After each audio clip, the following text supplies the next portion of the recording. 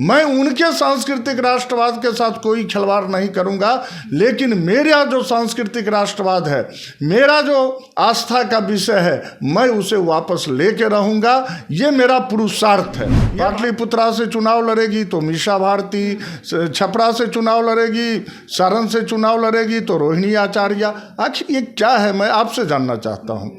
क्या मतलब राजद में इतने कार्यकर्ताओं का अकाल पड़ गया है? ये भारतीय जनता पार्टी का पुरुषार्थ है, ना कि ये धार्मिक उन्माद है। विपक्ष के लिए एक विषय हो सकता है और विपक्ष इस विषय को उठा रहा है क्योंकि विपक्ष के पास कोई विषय है नहीं। जब इसमें लोग सदस्य बनते हैं तो उन्हें कहा जाता है कि भाजपा एक दल नहीं, एक परिवार है। अब मैं उनसे पूछना चाहता हूं कि कौन मुख से वो संविधान की बात कर रहे हैं।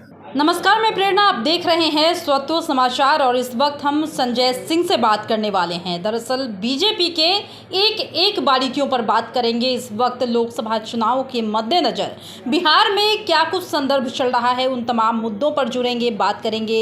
विपक्ष का क्या कहना है, कैंडिडेट का क्या हाल है, बीजेपी का इस बार क्या हाल रहने वाला है और चुनावी परिप्रेक्ष्यों में और भी कई मुद्दों पर जुड़कर बात करने वाले हैं। संजय जी, आपका बहुत बहुत स्वागत है स्वतः समाचार पर। सत्य समाचार परिवार को सर्वप्रथम बधाई कि आपने आज एक श्रमिक विषय को उठाया है और जहाँ तक बन पड़ेगा।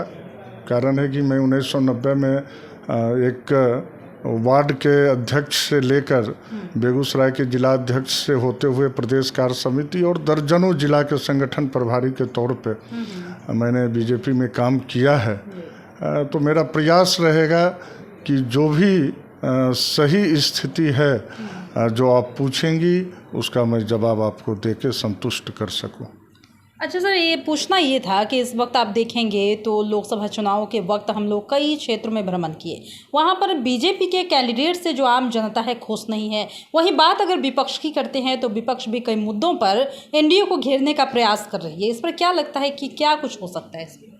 सबसे तो बड़ी बात यह है कि कैंडिडेट की जो नाराज़गी की बात आपने कही, तो पूरा लोकसभा का चुनाव स्वयं हमारे माननीय प्रधानमंत्री मोदी जी ने कहा है कि प्रत्येक सीट पे वो लड़ रहे हैं, तो फिर कैंडिडेट की नाराज़गी की कोई बात ही समाप्त हो जाती है। कमल फूल लड़ रहा है और माननीय प्रधानमंत्री नरेंद्र मोदी जी लड़ रहे हैं, तो फिर ये कोई बात ही नहीं रह जाती है कि कैंडिडेट से क्या नाराज़गी है, क्या उनसे अच्छाई है, उनकी क्या खराबी है। ये सारे बातें कहीं भी चुनाव में दिखाई नहीं पड़ता है। हाँ ठीक है, विपक्ष के लिए एक विषय हो सकता है और विपक्ष इस विषय को उठा रहा है क्योंकि विपक्ष के पास कोई विषय है नहीं। चुनाव में कोई एक ठोस जो वजह होनी चाहिए वो वजह उनके पास नहीं है, इसलिए इस प्रकार के सवाल को वो उठाते हैं। सर, आपने कहा कि जो नरेंद्र मोदी है वो खुद ही कह रहे हैं कि तमाम सीटों पर हमारे प्रत्याशी नहीं बल्कि मैं खुद ही लड़ रहा हूं। लेकिन देखिए, एक सवाल होता है कि अगर जनता के मन को समझिएगा तो जनता भी एक सवाल करती है कि अगर हमें कोई समस्या होता है, कोई भी परेशानी होती है, तो आखिर हम जाकर किसे कहेंगे? जो हमारा नेता होगा, क्योंकि हम जाकर नरेंद्र मोदी से बात नहीं कर सकते, और तो हम फिर अपने परेशानियों को कैसे बताएंगे अगर कैंडिडेट सही नहीं मिलता है? प्रेरणा जी, सबसे बड़ी बात यह है कि हमारे यहाँ लोकतंत्र में जनप्रतिनिधि की जिम्मेदारी तय नहीं है। हमारे आम आवाम, मैंने देखा है क्योंकि मैंने ग्रास रूट पे काम किया है, क्या सवाल वार्ड कमिश्नर से होना चाहिए, क्या सवाल पंचायत समिति से होना चाहिए, क्या सवाल ब्लॉक प्रमुख से होना चाहिए, क्या सवाल मेयर से होना चाहिए, क्या सवाल विधायक से होना चाहिए, इसकी कोई रेखा नहीं खींची हुई है। आप देखेंगे कि एक समाज का कोई व्यक्ति प्रधानमंत्री आवास योजना लेके वार्ड पार्षद के पास भी जा रहा है और मुख्यमंत्री के पास भी जा रहा है और वही मुद्दा लेके वो प्रधानमंत्री के प्रतिनिधि के पास भी जा रहा है। तो मेरा एक मानना है कि इस लोकतंत्र में एक कहीं ना कहीं लकीर खींची होनी चाहिए कि किनकी क्या जिम्मेदारी है। दूसरी बात, जहाँ तक आपने कहा, तो मैं मानता हूँ कि लोकसभा का जो सदस्य होता है वो प्रधानमंत्री का या देश का अपने ज़िला में, अपने लोकसभा में प्रतिनिधित्व करता है। तो जब वो अपने ज़िला में प्रतिनिधित्व कर रहा है तो केंद्र की योजनाएं वहाँ पे लागू हो रही हैं या नहीं, केंद्र से ज़्यादा विषयों को वो अपने क्षेत्र में ला पा रहा है या नहीं, ये लोकसभा के सदस्य का विषय होना चाहिए। लेकिन आप देखेंगे कि अगर लोकसभा के सांसद भी हैं तो उनके पास जो आम आवाम की भीड़ है वो थाना, ब्लॉक, हॉस्पिटल, इस प्रकार का भीड़ थोड़ा सा ज़्यादा देखने को मिलता है। तो निश्चित रूप से आपने ये सही कहा कि जनप्रतिनिधि हैं, लोगों ने मत दिया है तो लोगों का अधिकार बनता है, उन्हें जाना भी चाहिए। और मेरे हिसाब से लगता है कि भाजपा, जब इसमें लोग सदस्य बनते हैं तो उन्हें कहा जाता है कि भाजपा एक दल नहीं, एक परिवार है। और जब हम एक परिवार में रहते हैं तो उस परिवार के खुशी दुख सबों को बांटने का प्रयास करते हैं। लेकिन आप अपने घर में भी सबों को खुश नहीं रख सकते हैं। अपने हथेली की 5 उंगलियों को देखिए, ये एक समान नहीं है। ठीक उसी प्रकार से हर व्यक्ति को खुश न रखने की वजह से हो सकता है कि कहीं पे ये बात आती हो कि सांसद महोदय ने मेरी बातों को नहीं माना, मेरी बातों को नहीं सुना। लेकिन ये कोई बहुत बड़ा विषय या बहुत बड़ा मुद्दा मेरी नज़रों में नहीं है। अच्छा, अगर चुनाव के परिप्रेक्ष्य पर हम बात करते हैं तो जैसा कि माहौल अभी भी हमने आपको बताया है, कई जगह पर है कि आम जनता है जो कैंडिडेट से खुश नहीं है। हालांकि प्रधानमंत्री मोदी के विकास को लेकर जो है कहीं ना कहीं वो उनके साथ है, लेकिन विपक्ष के बयानों की वजह से जनता में एक भ्रम भी पैदा हो रहा है और जनता जो है दो तरफ रुख करने को मजबूर हो रही है। कभी कैंडिडेट की वजह से कहीं से छूट रही है तो कभी मोदी जी की वजह से आकर्षित हो रही है। तो क्या लगता है कि बिहार के चुनाव में इस बार क्या समीकरण बदलने की भावना है? बिहार में कोई समीकरण बदलने वाली नहीं है। मैं आज आपके स्टूडियो में ये कह के जा रहा हूँ कि बिहार का समीकरण जस का तस, 10% ज़्यादा 10% कम के आलोक में देख सकते हैं, क्योंकि मैं कोई ज्योतिष नहीं हूँ जो कि मैं यहाँ पे ज्योतिषीय करके जाऊँ। अब रही बात विपक्ष का मुद्दा, तो विपक्ष ने एक मुद्दा उठाया। जब हमारे प्रधानमंत्री ने कहा कि 400 से पार, तो हमारे विपक्ष के नेताओं ने उठाया कि 400 से पार ये क्यों चाहते हैं? ये चाहते हैं संविधान बदलना चाहते हैं। अब मैं उनसे पूछना चाहता हूं कि कौन मुख से वो संविधान की बात कर रहे हैं? कांग्रेस के अध्यक्ष हैं अखिलेश जी, राज्यसभा के सदस्य हैं, पुत्र लोकसभा का चुनाव लड़ रहे हैं। अगर इस प्रकार का संविधान बदलना है तो बदलनी चाहिए। लालू जी राजद परिवार के मुखिया हैं, आप देख सकते हैं एक घर से 2 बेटा, दोनों बेटा अगर सरकार बनती है तो मंत्री बनते हैं। अगर पत्नी विधान परिषद में रहती है तो विधान परिषद की नेता बनती हैं। फिर उसके बाद अगर 2 बेटियां हैं तो 2 बेटियां अगर राजनीति में आई तो एक पाटलिपुत्रा से लड़ रही हैं, एक सारण से लड़ रही हैं। क्या इस संविधान को वो बचा के रखना चाहते हैं? यानी कि आप परिवारवाद पर सीधे सीधे टिप्पणी कर रहे हैं? नहीं, मैं परिवारवाद ये क्या है मैं ये जानना चाहता हूँ। मैं ये नहीं कह रहा हूँ, मैं केवल ये जानना चाहता हूँ कि एक लालू जी के परिवार से 5-5 व्यक्ति, अगर कोई पद होगा, राष्ट्रीय अध्यक्ष लालू जी, विधानसभा में अगर प्रतिपक्ष के नेता होंगे तो तेजस्वी जी, विधान परिषद में प्रतिपक्ष की नेता होगी तो राबड़ी देवी जी, पाटलिपुत्रा से चुनाव लड़ेगी तो मीसा भारती, छपरा से चुनाव लड़ेगी, सारण से चुनाव लड़ेगी तो रोहिणी आचार्य। आखिर ये क्या है, मैं आपसे जानना चाहता हूँ। क्या मतलब राजद में इतने कार्यकर्ताओं का अकाल पड़ गया है क्या? फिर दूसरे तरफ आप कांग्रेस जो उनके साथ गलबैयाँ कर रहे हैं, उनकी स्थिति देखिए।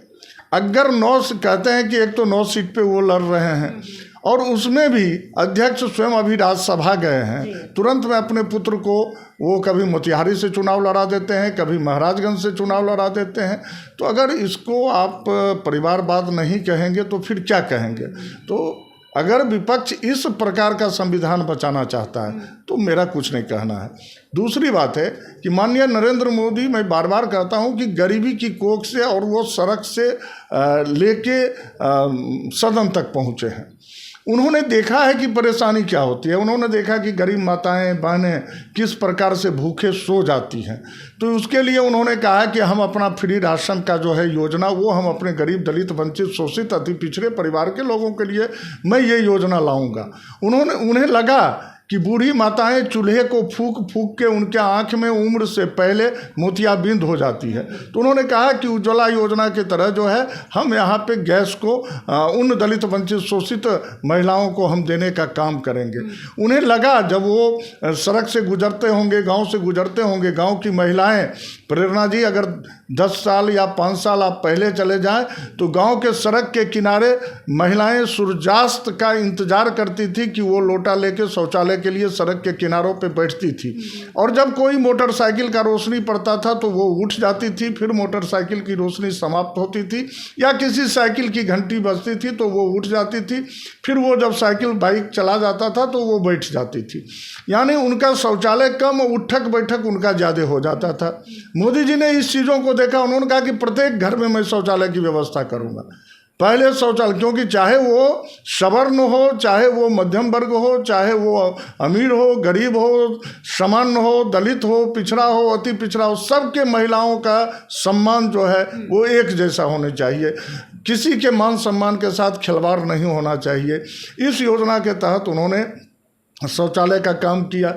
उन्होंने कहा कि हमारे यहाँ हमारा जो धार्मिक सांस्कृतिक राष्ट्रवाद जो है तो वो भी देवालय भी होगा। जब हम शौचालय बनाएंगे तो फिर हम देवालय भी बनाएंगे। और अब इस पे लोग कहते हैं, इस पे भी लोग तरह तरह की टिप्पणियां करते हैं। मैं आपसे एक छोटा सा प्रश्न पूछना चाहता हूं।